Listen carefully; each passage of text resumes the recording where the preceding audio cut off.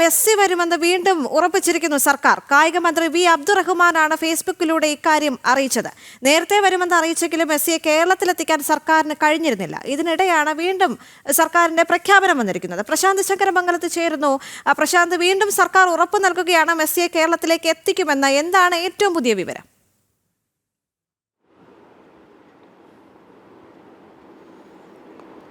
ദേവിക, അല്പസമയം മുമ്പാണ് കായിക മന്ത്രി വി അബ്ദുൾ റഹ്മാൻ തൻ്റെ ഫേസ്ബുക്ക് പോസ്റ്റിലൂടെ ഇക്കാര്യം വ്യക്തമാക്കിയത്. മെസ്സി വരും എന്ന് അദ്ദേഹം ഒരിക്കൽ കൂടി ആവർത്തിക്കുകയാണ്. നേരത്തെ ഇതുമായി ബന്ധപ്പെട്ട വലിയ രീതിയിലുള്ള ആശങ്കകൾ നിലനിൽക്കുന്ന സാഹചര്യമുണ്ടായിരുന്നു, തർക്കങ്ങൾ നിലനിൽക്കുന്ന സാഹചര്യമുണ്ടായിരുന്നു. തുടർന്ന് സ്പോൺസർമാർ പിൻവാങ്ങിയെന്നടക്കമുള്ള കാര്യങ്ങൾ പറഞ്ഞുകൊണ്ട് മെസ്സി വരില്ല എന്ന് ഒരു പ്രചരണമടക്കം വരുന്ന സാഹചര്യം ഉണ്ടായിരുന്നു.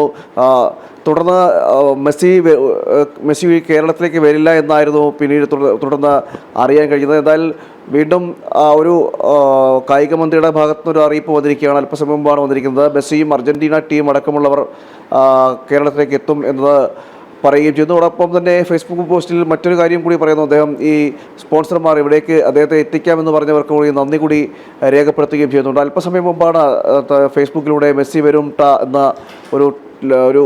എന്ന രീതിയിൽ ഒരു പോസ്റ്റ് അദ്ദേഹം പോസ്റ്റ് ചെയ്തത്. ഏതായാലും മെസ്സി വരും എന്ന ഒരിക്കൽ കൂടി സർക്കാരും പറയുന്നു. അതോടൊപ്പം തന്നെ കായിക മന്ത്രിയും പറയുകയാണ്. തുടർന്നുള്ള ദിവസങ്ങളിൽ അറിയാം കൂടുതൽ വിവരങ്ങൾ എന്താണ് സംഭവിക്കാൻ പോകുന്നത് അടക്കമുള്ള കാര്യങ്ങൾ. നേരത്തെ വലിയ രീതിയിൽ വിവാദമായിരുന്നു.